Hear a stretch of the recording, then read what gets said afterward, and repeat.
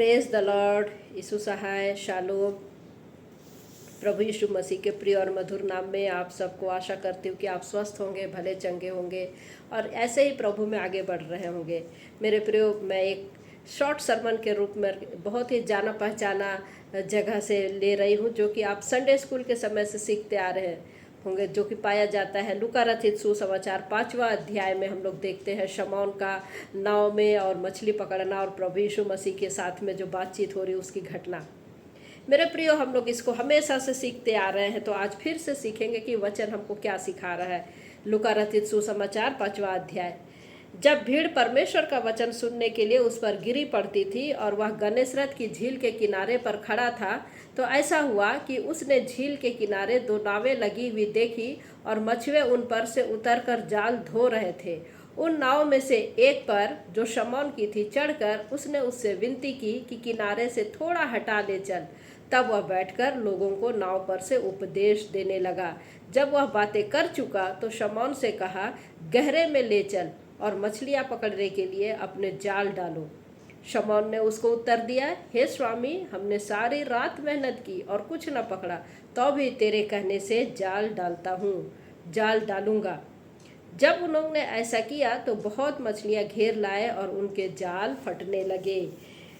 मेरे प्रियो, प्रभु यीशु मसीह पतरस के नाव पर है, शमौन के नाव पर है। शमौन को देखिए, उसकी आवश्यकताएं क्या है। उसकी आवश्यकताएं हैं वो मछली घर ले जाए या उसकी मछली। रात भर मेहनत किया परंतु उसको कुछ नहीं मिला।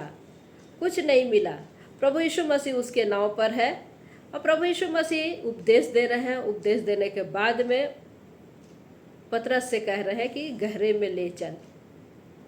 मेरे प्रियो, देखते हैं यहाँ पर कि शमौन जो है, टैलेंट है।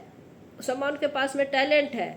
शमौन ने बहुत परिश्रम किया है, वो मछुआरा है, उसके पास में बहुत अनुभव है।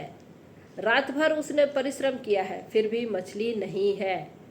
और अब उसके जीवन में तो या उसके नाव पर प्रभु यीशु मसीह भी है। मेरे प्रियो, हमारे लाइफ में भी ऐसा कई बार होता है। हमारे पास में हर सारी चीज़ें वो होती है। हो सकता है हमारे पास में अनुभव हो सकता है हमारे पास में टैलेंट हमारे पास में दक्ष हमारे पास में जो नाव है अनुभव हो सकता है हमारे पास में अच्छी डिग्री है, हमारे पास में दक्षता है, हम सारी चीज़ें हैं। लेकिन जिस चीज़ के लिए हम चाह रहे हैं वो हमारे जीवन में नहीं है। सारी चीज़ें हैं, नाव है, मछली है, जाल है, प्रभु यीशु मसीह है। माफ़ कीजिएगा, नाव है लेकिन मछली नहीं है, नेट है, जाल है लेकिन मछली नहीं है। हमारे लाइफ में भी ऐसा ही होता है। सारी चीज़ें होने के बावजूद, डिग्रियां होने के बावजूद, अनुभव होने के बावजूद, दक्षता होने के बावजूद हमारे पास में वो चीज़ नहीं होती जो हमको चाहिए रहता है। लेकिन प्रभु यीशु मसीह क्या कहते हैं, देखिए 4 पद में, जब वह बातें कर चुका तो शमौन से कहा, गहरे में ले चल और मछलियां पकड़ने के लिए अपने जाल डालो। प्रभु यीशु मसीह ने उसको कहा, गहरे में ले चल।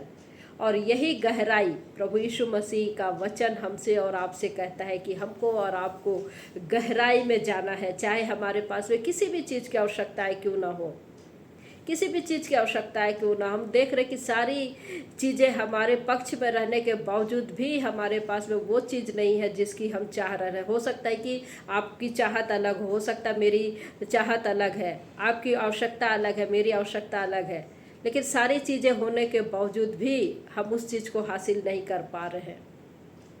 तो वचन क्या कह रहा है, गहराई में ले चल। तो हमारे लिए गहराई का क्या अर्थ है?